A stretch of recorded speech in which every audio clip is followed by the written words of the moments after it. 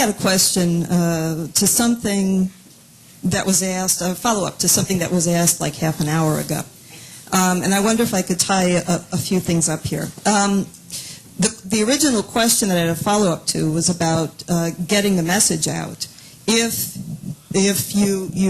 the media is really a corporate media right now, it's not just a question of who has the bully pulpit, but whether a corporate media, which means Republican-oriented media, will let the message out. I think that's one issue I would like Let me answer that to address. right off. So start with that. I did a lot of digging to try to find out, particularly when I did Worse Than Watergate, why the mainstream media was ignoring the excessive and conspicuous secrecy of the Bush presidency. And now there is much more mentioned about it. The time I started on that book, there wasn't a peep about it, and it was so obvious, but yet no one was really talking about it. So why were they ignoring it? And I began asking people in the Washington Press Corps. These are people now, there's been a generational turn. These are people who don't even know anything about Iran-Contra, let alone Watergate. This sort of thing slips by them.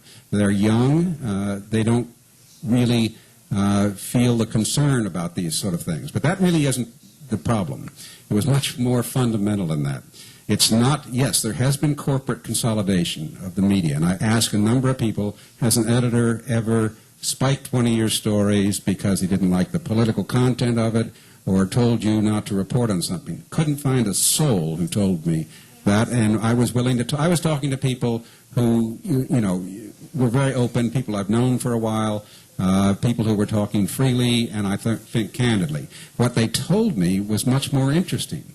They said, we have, because of corporate consolidation, because we now are parts of larger corporations, where the bottom line is so important, that what we have so much on our plate, we have so little time, that one, we can't do the kind of digging you're doing. We don't have the time to do it. We couldn't do what Woodward and Bernstein did when they were given a free run to just stay on one story during Watergate.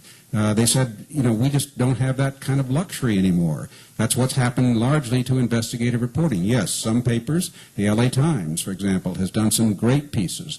A number of the major papers will assign a group of reporters to dig into one issue, but that's become the exception, whereas in the immediate aftermath of Watergate, there was certainly much more probing, there was much more skepticism.